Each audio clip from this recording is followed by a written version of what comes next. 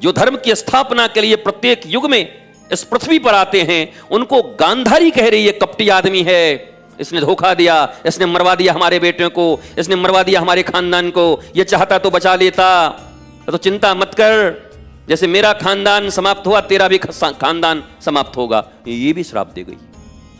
भगवान श्राप भी बहुत खाते हैं। बताओ, नारद को पत्नी नहीं मिली तो श्राप दे दिए, तुम्हारी पत्नी चोरी हो जाएगी तू भी रोएगा। गांधारी के लोग चले गए तो उसने भी श्राप दे दिया कि जैसे मैं रो रही हूं वैसे तू भी रोएगा।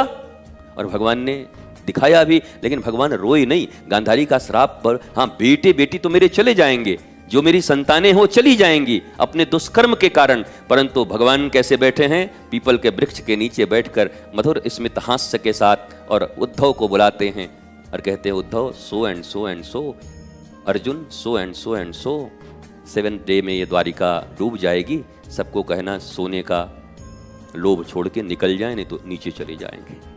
अच्छा, भगवान जाते जाते भी लोगों को आगाह करके गए कि भाई द्वारिका डूबेगी चले जाना। तो जितने रिश्तेदार और परिवार थे, बोला जीवन भर तो हमको चैन से रहने नहीं दिया, जाते जाते भी कह रहा है कि इसमें मत रहना, अब तो पूरा हिस्सा मिला हम छोड़ने वाले हैं। सो हिस्सा सही डूब गए, द्वारिका डूब गई 7वें दिन। बोला ईश्वर की वाणी को जिसने नहीं माना, गुरु की कृष्णम वंदे जगत गुरुम, उन जगत गुरु श्री कृष्ण की वाणी का प्रभाव नहीं पड़ा जिनके ऊपर में, तो सोने की द्वारिका थी, चारों तरफ वैभव ही वैभव था, पर डूब गई, मर गए, समाप्त हो गए। अच्छा, अजीब हालत है ये, सोने का भी हालत गजब है। 2 ही दुनिया में, इस ब्रह्मांड में 2 ही बार सोने का सामान बना पूरा नगर, एक द्वारिका एक लंका, एक जल गई एक जल में गई। कमाल है, ये दो ही सोने की नगर, एक जल गई एक जल में गई, बची कोई नहीं। और पता नहीं हम लोग अपने आयरन चेस में ये थोड़ा बहुत रख रख के क्या सोचते हैं कि कितना काम आएगा। हाँ, हमारा ये जो 5 भर का है ना, हम बता देंगे तुमको, कुछ नहीं होगा, सोना काम नहीं आएगा। काम आएंगे हरि, काम आएगा उनका नाम, काम आएगा तुम्हारा प्रबोध, तुम्हारा ज्ञान, तुम्हारी समझ, तुम्हारी नॉलेज, तुम्हारी भक्ति, तुम्हारा प्रेम, तुम्हारा समर्पण, तुम्हारी प्रपत्ति, प्रणति, ये काम आएंगे। तुम जितने प्रणत होगे भगवान के घर पर, उतना जल्दी तुम्हारा काम बन जाएगा।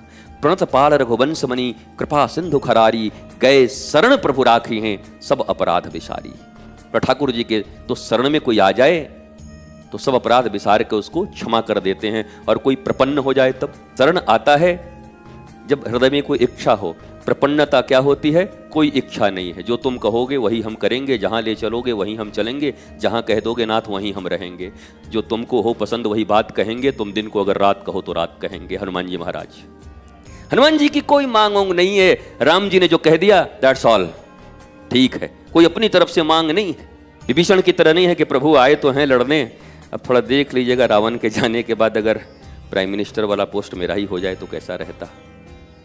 अच्छा, सुग्रीव भी आया तो कह रहा प्रभु सब काम अगर हो हवा जाए तो अब थोड़ा अगर टाइम हो रहा है, थोड़ा चले जाते तो अपने राजकाज का, थोड़ा मंत्रिमंडल का विस्तार करना था।